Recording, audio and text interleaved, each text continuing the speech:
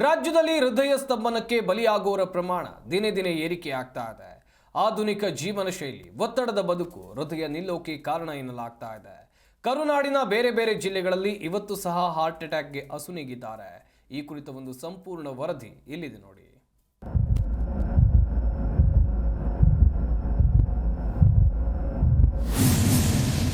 ಕರುನಾಡಿಗೆ ಎದುರಾಯಿತು heart attack ಕಂಟಕ.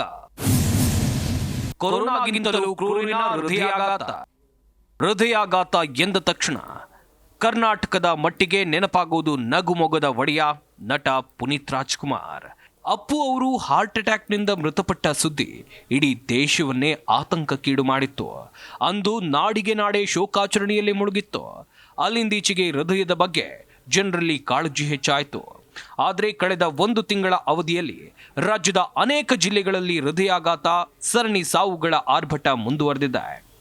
ಸಾವಿನ ಸುಳಿವನ್ನೇ ಕೊಡದೆ ಪ್ರಾಣ ಕಸಿದು ಓಡುವ ವಿಧಿಯೇ ನೀನೆಷ್ಟು ಕ್ರೂರಿ.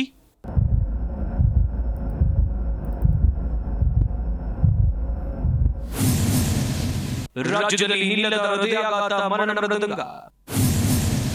ತುಮಕೂರಿನಲ್ಲಿ 2, ಧಾರವಾಡದಲ್ಲಿ ಓರ್ವ ಮಹಿಳೆ ಬಲಿ. ಕಲ್ಪತರು ನಾಡು ತುಮಕೂರು ಜಿಲ್ಲೆಯಲ್ಲೂ ಡೆಡ್ಲಿ ಹಾರ್ಟ್ ಅಟ್ಯಾಕ್ಗೆ 2 ಬಲಿಯಾಗಿದ್ದಾರೆ.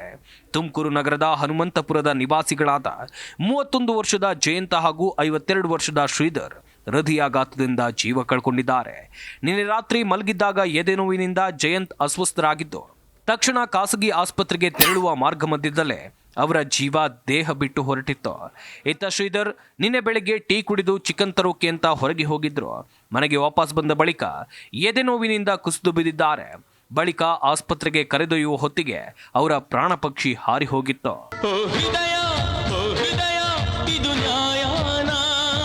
ಧಾರವಾಡ ಜಿಲ್ಲೆಯಲ್ಲಿ ಹೃದಯಾಘಾತದ ಸಾವುಗಳು ಮುಂದುವರೆದಿದೆ. ಯಾದವಾಡ ಗ್ರಾಮದ ನಿವಾಸಿ ಶಾಂತಮ್ಮ ತೋಟೆಗೇರ ಹೃದಯಾಘಾತದಿಂದ ಸಾವನ್ನಪ್ಪಿದ್ದಾರೆ. ನಿನ್ನೆ ಮಗಳನ್ನ ಗಂಡನ ಮನೆಯಿಂದ ಕರ್ಕೊಂಡು ಬರೋಕೆ ಹೆಬ್ಬಳ್ಳಿ ಗ್ರಾಮಕ್ಕೆ ಬಂದಿದ್ದ ಮಹಿಳೆಗೆ ಎದೆ ನೋವು ಕಾಣಿಸಿಕೊಂಡಿತ್ತು. ಕುಟುಂಬದವರು ತಕ್ಷಣವೇ ಹುಬ್ಬಳ್ಳಿ ಕಿಮ್ಸ್ ಆಸ್ಪತ್ರೆಗೆ ರವಾನೆ ಮಾಡಿದ್ರು. ಆದರೆ ಚಿಕಿತ್ಸೆ ಫಲಿಸದೆ ಶಾಂತವ್ವ ಆಸ್ಪತ್ರೆಯಲ್ಲಿ ಜೀವ ಬಿಟ್ಟಿದ್ದಾರೆ. ತವರಿಗೆ ಕರೆಯೋಕೆ ಬಂದ ಅವ್ವನನ್ನ ಕರೆದುಕೊಂಡು ಹೋದ ವಿಧಿಗೆ ತಾಯಿಯನ್ನ ಕಳೆದುಕೊಂಡ ಮಗಳು ಹಿಡಿ ಶಾಪ ಹಾಕಿದ್ದಾರೆ.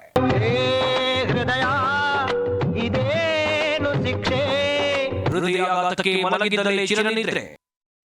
ಈ ಹೃದಯ ಯಾವ ಸಂದರ್ಭದಲ್ಲಿ ನಿಲ್ಲುತ್ತೋ ಹೇಳೋಕ್ಕಾಗೋದಿಲ್ಲ.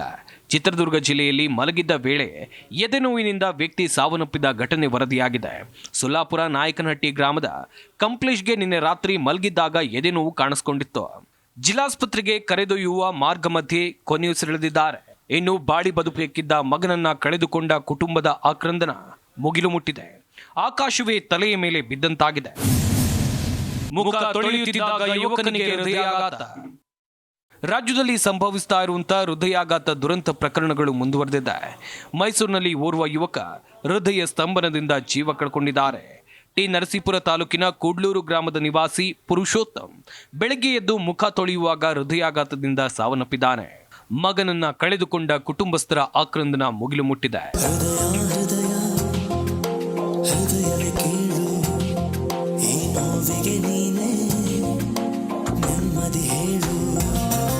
ಹೃದಯ ಎಂಬ ಈ ಪುಟ್ಟ ಅಂಗದ ಜಟಿಲತೆ ಉತ್ತರ ಕಂಡುಕೊಳ್ಳೋದು ಕಷ್ಟ. ಪ್ರೇಮ ವೈಫಲ್ಯಕ್ಕೆ ಅಥವಾ ಇನ್ಯಾವುದೋ ಸಮಸ್ಯೆಗೋ ಒಡೆದ ಹೃದಯ ಎಂದು ಗೋಳಾಡೋದು ಸಾಮಾನ್ಯ. ಆದರೆ ನಿಜಕ್ಕೂ ಹೃದಯ ಒಡೆದ್ರೆ ಬದುಕೋದು ಸಾಧ್ಯನಾ? ಅದೇನೇ ಇರಲಿ, ನಿಮ್ಮ ಸೂಕ್ಷ್ಮ ಹೃದಯವನ್ನ ಆಗಾಗ ನೋಡಿಕೊಳ್ಳಿ, ಕಾಳಜಿ ಮಾಡಿ. ಅನಗತ್ಯ ಒತ್ತಡಕ್ಕೆ ಒಳಗಾಗದೆ ಆರೋಗ್ಯಕರ ಜೀವನ ಶೈಲಿಯನ್ನ ರೂಢಿಸಿಕೊಳ್ಳಿ.